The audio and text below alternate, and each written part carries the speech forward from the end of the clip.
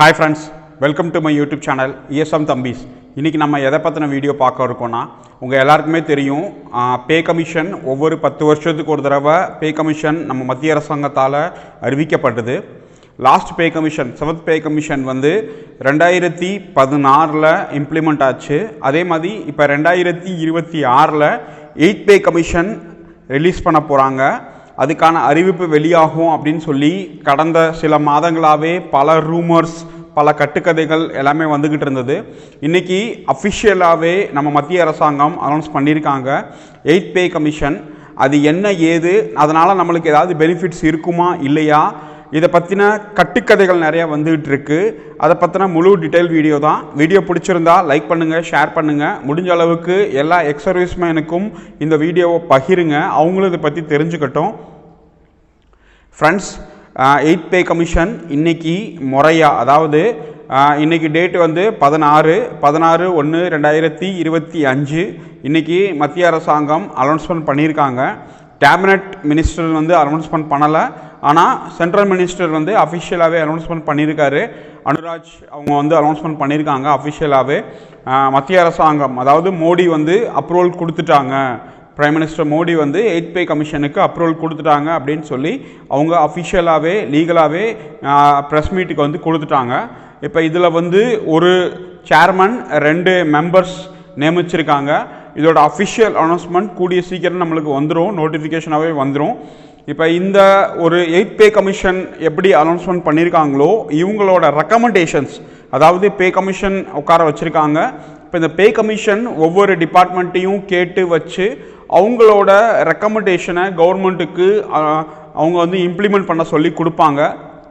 அந்த பரிந்துரைகளை ஏற்று கவர்மெண்ட் வந்து இதில் ஏதாவது கூட குறையாக இருக்கான்னு பார்த்துட்டு அவங்க அந்த 8th பே கமிஷன் என்ன சொல்லியிருக்காங்களோ அதை இம்ப்ளிமெண்ட் பண்ணுவாங்க. லாஸ்ட் டைம் ஃபிட்மெண்ட் ஃபேக்டர் அப்படின்னு சொல்கிறது, எவ்வளோ மல்டிப்ளை பண்ணுறது வந்து 2.57, அதாவது 7th பே கமிஷனோட ஃபிட்மெண்ட் ஃபேக்டர் வந்து 2.57 இருந்துச்சு. இந்த தடவை அந்த அளவுக்கு போகாது, 2.26 இல்லை 2.86 இந்த மாதிரி நிறையா கட்டுக்கதைகள் நிறையா வந்துட்டு இருக்கு. நீங்கள் யூடியூப்பில் போய் சர்ச் பண்ணாலே இல்லை கூகுளில் சர்ச் பண்ணாலே இது மாதிரி நிறைய கட்டுக்கதைகள் நிறைய விளம்பரங்கள் தான் வந்துக்கிட்டு இருக்கு. இது எல்லாமே பொய்யான நியூஸ், ஃபேக்கான நியூஸ், எதுவுமே உண்மை கிடையாது. எல்லாருமே அவங்க மனசில், இப்போ என்னோட மனசில் நான் வந்து 3.75 சொல்லிடுறேன், அப்போ அது உண்மையாயிருமா? அந்த மாதிரி தான் எல்லாருமே பண்ணிகிட்டு இருக்காங்க. அதனால் நிறைய யூடியூப் சேனல்ஸ், குறிப்பாக ஹிந்தி யூடியூப் சேனல்ஸ் நிறைய பேர் வந்து யாரோ ஒருத்தர் எழுதின ரெக்கமெண்டேஷன் லெட்டர், இல்லை ஒரு சங்கம் எழுதின ஒரு கோரிக்கை மனு, இல்லை ஒரு நியூஸ் பேப்பர் கட்டிங், அதை வச்சுக்கிட்டே அவங்க 1 மணி நேரம் ஓட்டுறாங்க. அவங்க எல்லாருக்குமே தெரியும், சரியா? இந்த மாதிரி எதையுமே நீங்கள் நம்பாதீங்க.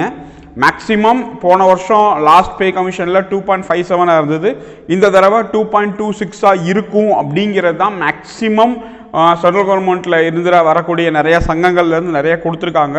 ஏன்னா அந்த அளவுக்கு கொடுக்க முடியுமா அப்படிங்கிறது தெரியல. இப்போ ஒரு 2.5% இன்க்ரீஸ் ஆகுதுன்னா இன்றைக்கி ஒரு 20,000 ரூபாய் பேசிக் பே வாங்குறாங்க. ஒரு முன்னாள் இராணுவ வீரர் வந்து 20,000 ரூபாய் அவங்க வந்து சம்பளம் வாங்குறாங்க, பென்ஷனில் பேசிக் வாங்குறாங்க அப்படின்னாங்கன்னா அதில் வந்து 2.26 மல்டிப்ளை பண்ணிங்கன்னா கிட்டத்தட்ட 50,000 ரூபாய் நெருக்கி வந்துடும் அவங்களுக்கு. இதுக்கப்புறம் அதுக்கான டிஏ 3% ஆரம்பிக்கிறாங்களா 5% ஆரம்பிக்கிறாங்கங்கிறது அன்றைக்கி தான் தெரியும். இப்போ இது எல்லாமே வேகமாக அந்த ரெக்கமெண்டேஷன்ஸ் ஃபுல்லாக இம்ப்ளிமெண்ட் ஆகி அவங்க வந்து டயத்துக்கு முன்னாடி கவர்மெண்ட்டுக்கு ஒப்படைச்சிட்டாங்கன்னா கவர்மெண்ட் வந்து ஜான்வரிலேயே இந்த 8th பே கமிஷனை இம்ப்ளிமெண்ட் பண்ணிட்டாங்கன்னா நம்மளுக்கு அரியர் எதுவுமே இல்லாமல் உடனே அது இம்ப்ளிமெண்ட் ஆகி இமீடியட்டாக நம்மளுக்கு வந்து கையில் கிடைக்கிறதுக்கு வாய்ப்பு இருக்குது. இதுதான் ரொம்ப நல்ல விஷயம். டயத்துக்கு முன்னாடியே உட்கார வச்சு அதுக்கான அரியர் எதுவுமே இல்லாமல் சரியான நேரத்தில் மக்கள் பயன்பாட்டுக்கு வந்து சேரணும். ஆனால் அது வரைக்கும் கிட்டத்தட்ட இப்போ ஒரு 11 மாதங்கள் இருக்குது. இந்த 11 மாதத்தில் நிறைய ரூமர்ஸ், கட்டுக்கதைகள், நான் வந்து என்றைக்குமே இந்த மாதிரி 8th பே கமிஷன் பற்றி இல்லை ரூமர்ஸ் பற்றி நான் என்றைக்குமே இந்த பே அண்ட் ரிலேட்டடாக சொல்லி எந்த இதுவுமே நான் போட மாட்டேன்னு உங்களுக்கு ஆல்ரெடி சொல்லியிருக்கேன். ஏன்னா இதே மாதிரி தான் இந்த 18 மாதம் அரியர் கிடைக்கும், அது கிடைக்கும் அப்படின்னு சொல்லி நிறையா ரூமர்ஸ், கட்டுக்கதைகள் நிறையா வந்துக்கிட்டே இருக்குது. அதனால் எதையுமே நீங்கள் நம்பாதீங்க. உங்கள் கையில் அமௌண்ட் கிடைக்கணும், இல்லை அரசாங்கத்திலிருந்து முறையான அறிவிப்புகள் வெளியே வரணும். அரசாங்கம் அறிவிப்பு செய்யாமல் யூடியூப் சேனலும் நியூஸ் சேனல் இல்லை பேப்பர் கட்டிங் இல்லை ஒரு லெட்டர்ஸ் ஃபேக்கான ஒரு லெட்டரை க்ரியேட் பண்ணிவிட்டு இதுதான் உண்மை அப்படின்னு சொல்லி நம்ப வைக்கிறாங்க.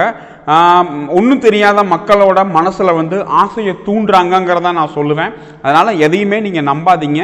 எது உண்மையோ அதுதான் உண்மை. பொய்யான விஷயங்கள் நிறையா பரப்புவாங்க. இந்த ஒரு 8 மாதத்தில் இவ்வளோ ஆயிடுச்சு, அவ்வளோ ஆயிடுச்சு. ஒரு முன்னாள் இராணுவ வீரருக்கு வந்து ஒரு சிப்பாய்க்கு வந்து 50,000 ரூபாய் பேசிக் பே ஆயிரும், 60,000 ரூபாய் ஆயிரும், அப்படி ஆகும்னா இப்படி ஆகும், அப்படி மாதிரி இவ்வளோ உங்களுக்கு அரியர் கிடைக்கும், இப்படி கிடைக்கும், அப்படி கிடைக்கும். இந்த மாதிரி பொய்யான தகவல்கள், பொய்யான மெசேஜஸ் நிறையா வரும். நம்பாதீங்க.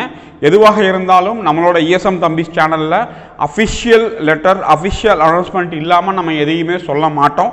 நம்ம ஒரு விஷயத்தை சொன்னோன்னா அது கரெக்டாக இருக்கும் அப்படிங்கிறது ரொம்ப பேர் நம்புகிறாங்க. நம்ம அப்படி தான் எவ்வளோ நாள் வரைக்கும் பண்ணிக்கிட்டு இருந்தோம். வெறும் காசு சம்பாதிக்கிறது மட்டுமே, நம்ம சேனலில் வியூஸ் போகிறது மட்டுமே நம்மளோட நோக்கம் கிடையாது. நம்மளோட நோக்கம் உண்மையாக ப்ரூஃபோட, ஆதாரத்தோட என்றைக்கே நம்ம எடுத்துகிட்டு வந்து கொடுத்துட்ருக்கோம். அதே மாதிரி தான் இந்த 8th பே கமிஷன்லையும் நம்ம பண்ணுவோம். அதனால் நீங்கள் எதை பற்றி கவலைப்படாதீங்க.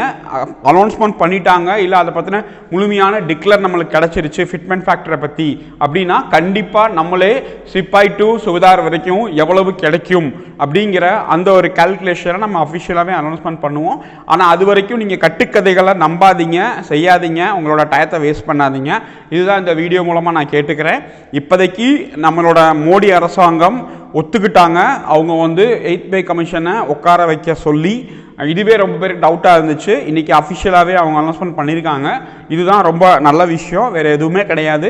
வேறு ஏதாவது இருந்துச்சுன்னா நான் கண்டிப்பாக உங்களுக்கு அடுத்த வீடியோவில் இந்த 8th பே கமிஷனை பற்றி இருக்கிற உண்மைகள் என்ன அப்படிங்கிறது கண்டிப்பாக நான் சொல்கிறேன். என் வீடியோ பிடிச்சிருந்தா லைக் பண்ணுங்கள், ஷேர் பண்ணுங்கள், முடிஞ்ச அளவுக்கு கமெண்ட் பண்ணுங்கள். நீங்கள் யாருமே கமெண்ட் பண்ண மாட்டேன்றீங்க. நான் சொல்கிறது உண்மையா பொய்யா, உங்களுக்கு இது புரியுதா இல்லையா அப்படிங்கிற விஷயத்தை நீங்கள் கமெண்ட் பண்ணுங்கள். அப்போ தான் எனக்கு அடுத்தடுத்து வீடியோ போடுறதுக்கு ஹெல்ப்ஃபுல்லாக இருக்கும். Thank you very much watching this video.